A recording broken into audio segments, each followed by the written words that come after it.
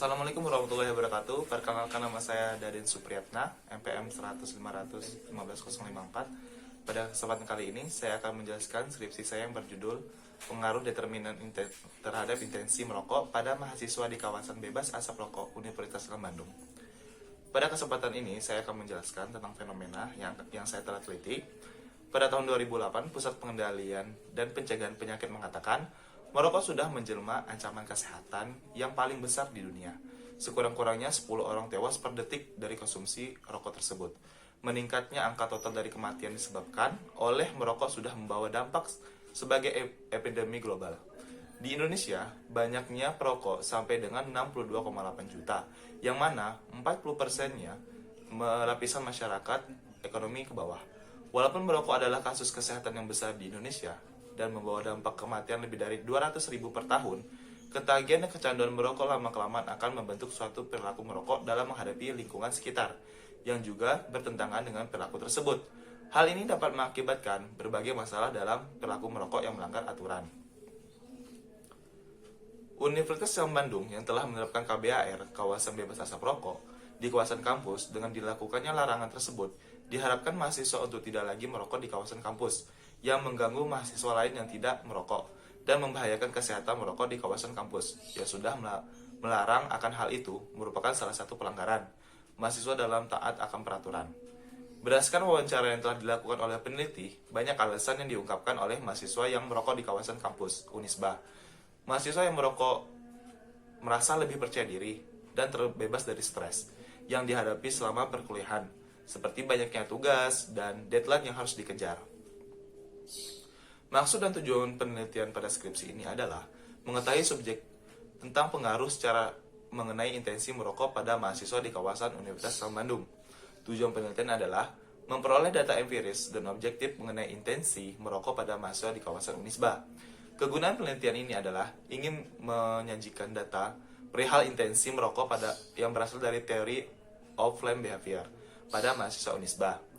Perolehan dari penelitian ini dijadikan pustaka bagi peneliti lainnya untuk membantu penelitiannya, khususnya yang berkaitan dengan intensi merokok pada mahasiswa. Kegunaan praktis. Dengan kegunaan praktis ini, penelitian ini dapat membagikan bahan informasi kepada dosen, intensi lembaga, atau bagian yang terpaut mengenai intensi merokok yang dilakukan oleh mahasiswa di kawasan Unisba. Teori pada skripsi ini adalah pertama menggunakan teori dewasa awal yang dimana dikemukakan oleh Harlock. Usia periode dewasa awal merupakan usia yang memiliki tingkat kesuburan yang tinggi. Periode ini terlihat dari awal mula pembentukan keluarga.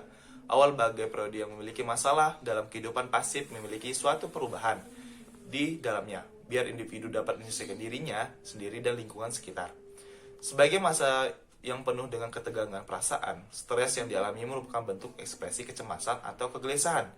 Periode yang mendependensi peralihan ini, dependensi di sini yaitu terhadap orang tua atau juga lembaga pendidikan. Dan peralihan dinilai dalam periode dewasa awal disebabkan oleh keinginan buat diterima dalam kelompok dewasa. Selanjutnya adalah teori of flame behavior. Didasarkan anggapan, individu bertindak secara rasional secara umum, yaitu mereka selalu berpikir tentang penjelasan maksud dan dari perilaku yang mereka lakukan secara tersirat maupun jelas. Menurut Pisben dan Anjen, intensi merupakan dimensi subjektif pribadi.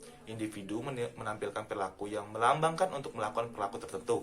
Intensi akan selalu cenderung akan bertindak sampai individu mengerti niat dalam perilaku tersebut. Determinan ini merupakan sikap atas tingkah laku atau attitude toward behavior. Norma subjektif, subjektif norm, dan penghayatan tentang kontrol perilaku atau perceived behavior control. Metode penelitian ini adalah sebagai berikut. Rancangan penelitian. Penelitian ini ada penelitian kausal non-eksperimental. Menurut Sugiono, riset kausal yaitu hubungan yang mencari sebab akibat. Populasi dan sampel ada populasi mahasiswa Universitas Islam Bandung yang merokok. Analisis statistik adalah analisis penelitian ini menggunakan pendekatan kuantitatif dengan metode regresi berganda.